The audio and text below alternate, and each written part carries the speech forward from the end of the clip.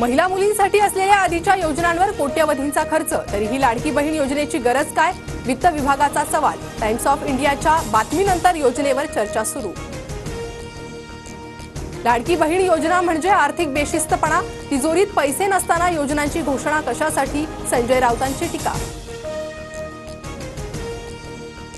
पैसे नाहीत म्हणून योजना बंद करायच्या का? लाडकी बहीण योजनेवरून चंद्रकांत पाटलांचा सवाल.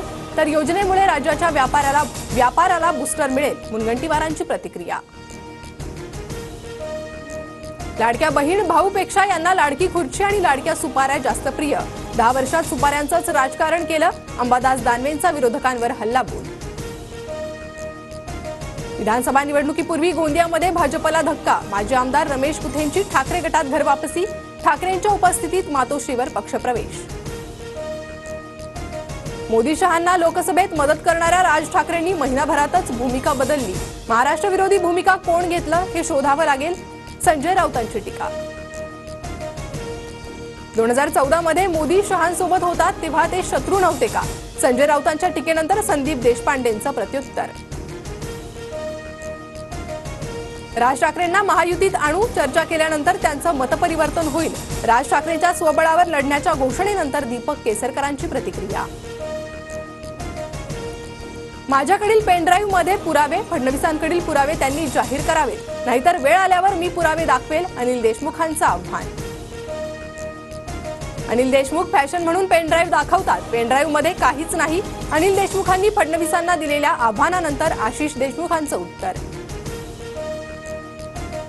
अनिल देशमुखांनी शिळ्याकडीला ऊत आणू नये, आणखी अनेक गोष्टी आहेत, कधीतरी वेळ आल्यास सांगेल, हसन मुश्रीफांचा इशारा. तर राज्यात महायुतीच्या 165 जागा येतील, मुश्रीफांचं भाकीत. मराठा आरक्षणावरून विरोधकांकडून देवेंद्र फडणवीसांविरोधात षडयंत्र रचलं जातंय, वातावरण बिघडवण्याची भूमिका कुणीही घेऊ नये, दीपक केसरकरांचं आवाहन. अब्दुल सत्तारांच्या जाहिरातीतील कल्याण काळे आणि इम्तियाज जलील यांचे फोटो. सत्तारांची वरिष्ठांकडे तक्रार करणार, अतुल सावे संतापले. विरोधकांची भूमिका स्पष्ट नसेल तर सरकारनं आरक्षणावर निर्णय घ्यावा, विरोधकांची वाट पाहू नये. जरांगेंची विरोधकांवर टीका करत सरकारकडे मागणी. आमदार अपात्रतेबाबत शिंदे गट पुन्हा मुंबई हायकोर्टात. आमदारांचा कार्यकाळ संपण्याआधी सुनावणी घेण्याची विनंती. शिंदे गटाच्या याचिकेवर 6 ऑगस्टला सुनावणी. पूजा खेडकर यांचं दिव्यांग प्रमाणपत्रासाठी दिलेलं आधार कार्ड TV9च्या हाती. आधार कार्ड आणि रेशन कार्डवर वेगवेगळा पत्ता असल्याचं समोर. शिखर बँक घोटाळा प्रकरणी आणखी 50 निषेध याचिका दाखल होणार. 31 ऑगस्टला सुनावणी. क्लोजर रिपोर्ट आणि निषेध याचिकांवर एकत्रित सुनावणी होणार. उद्धव ठाकरेंचा उद्या वाढदिवस. ठाकरेंना भेटून शुभेच्छा द्यायला आवडेल, चंद्रकांत पाटलांचं वक्तव्य.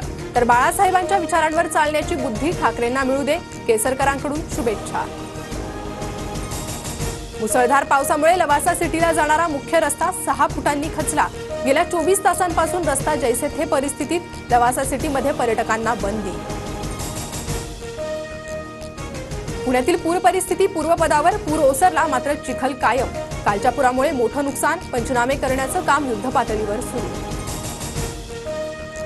पुण्याच्या एकतानगरमध्ये लोकांचा रोष पाहून मुरलीधर मोहोळ यांचा काढता पाय. पालिका आणि पाटबंधारे विभागात समन्वय नव्हता, मुरलीधर मोहोळ यांची कबुली.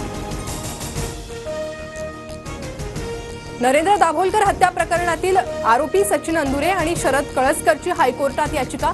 जन्मठेपेच्या शिक्षेला याचिकेतून आव्हान. मुंबई, रत्नागिरी, सातारा, रायगडला आज रेड अलर्ट. जगबुडी नदी धोका पातळीवर तर कोदवली नदी इशारा पातळीवर. भारतातून 117 खेळाडूंचं पथक ऑलिम्पिक स्पर्धांसाठी पॅरिसमध्ये दाखल.